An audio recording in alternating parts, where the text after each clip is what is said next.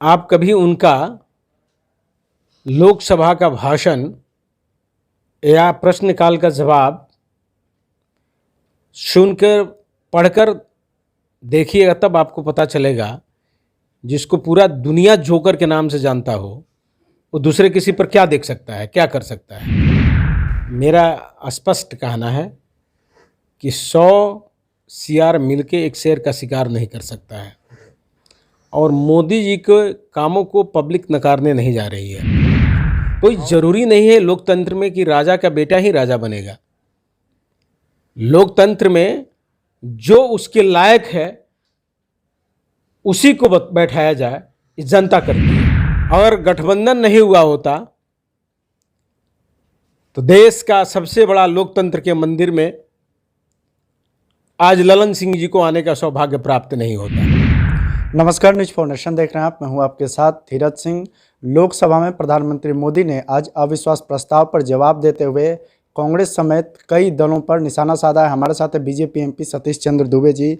Sir, आज लोकसभा में अविश्वास प्रस्ताव पर प्रधानमंत्री ने जवाब दिया, क्या पहले तो संतुष्ट हैं आप लोग उनके जवाब से? बिल्कुल 100% संतुष्ट हैं। अब विश्वास लगाया था लोग सुनने के लिए ही ना। इतिहास को भुलाया नहीं जा सकता है, वर्तमान को भी भुलाया नहीं जा सकता है, दोनों चीज़ वहाँ सामने दिखा है। प्रधानमंत्री ने अनेक बिंदुओं पर बातचीत की, लेकिन आरजेडी की ओर से कहा जा रहा है कि जो उनका पूरा भाषण था वो पूरी तरह से फेल्योर है। वो व्हाट्सएप यूनिवर्सिटी और अधकचरा से भरा हुआ पूरा भाषण था। देखिए, जिसका जीवन खुद कचरा में बीता हो तो उसी चश्मा से किसी को देखेगा ना। आरजेडी के राष्ट्रीय अध्यक्ष जब से स्थापना हुई अभी तक लालू जी हैं, और उन्होंने रेल मंत्री के रूप में भी भारत सरकार में काम किया है। आप कभी उनका लोकसभा का भाषण या प्रश्नकाल का जवाब सुनकर पढ़कर देखिएगा, तब आपको पता चलेगा जिसको पूरा दुनिया जोकर के नाम से जानता हो वो दूसरे किसी पर क्या देख सकता है, क्या कर सकता है।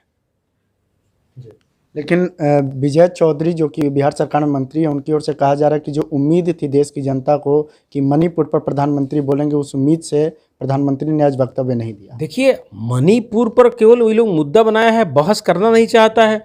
हम राज्यसभा के मेंबर हैं, हम राज्यसभा में अमित शाह जी उस दिन जवाब दिए कि हमने तो पत्र लिख के पहला दिन ही भेज दिया कि मैं मणिपुर पर बहस करना चाहता हूँ, लेकिन वो लोग बहस करना नहीं चाहता था, क्योंकि मणिपुर का जब बहस होता तो राजस्थान का चर्चा तो होती। जो बच्ची को 14 साल के बच्ची को गैंग रेप करके और ईंट भट्ठा में झोंक दिया गया, छत्तीसगढ़ की बात होती। तो ये लोग बहस करना नहीं चाहता था, केवल मुद्दा बनाना चाहता था। ऑलरेडी अमित शाह जी उस दिन 2 घंटा कल ही अविश्वास प्रस्ताव पर उन्होंने अपना वक्तव्य में मणिपुर का पूरा जबरदस्त चर्चा किया, और आज मोदी जी भी चर्चा किए हैं।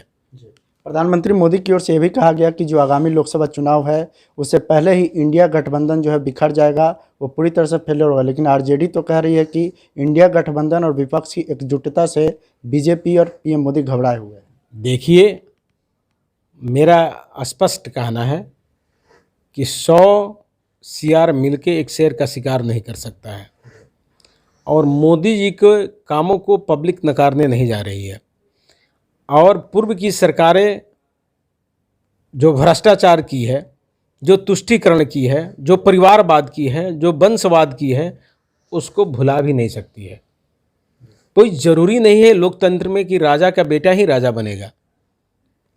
लोकतंत्र में जो उसके लायक है उसी को बैठाया जाए, ये जनता करती है, और जनता के बीच में जाना है। पहले वो लोग तय करें कि उनका जो गठबंधन वो लोग किया है उसका प्राइम मिनिस्टर का कैंडिडेट कौन होगा।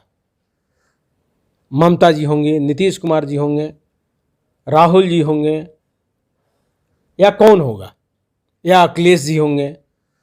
पहले आपस में वो लोग तय कर ले। वही कांग्रेस है जो पश्चिम बंगाल में अलग लड़ती है और यहाँ आके गठबंधन करती है। क्या केवल केंद्र के लिए गठबंधन है कि या स्टेट के लिए भी गठबंधन है? गठबंधन एक शब्द है, दोनों बगल से सहूलियत हो, सहनशीलता हो, तभी चल सकता है। जो उन लोगों के अंदर नहीं है, सब कोई बेचैन है उसमें प्राइम मिनिस्टर बनने के लिए। जनता निर्णय करेगी, जनता निर्णय कर चुकी है।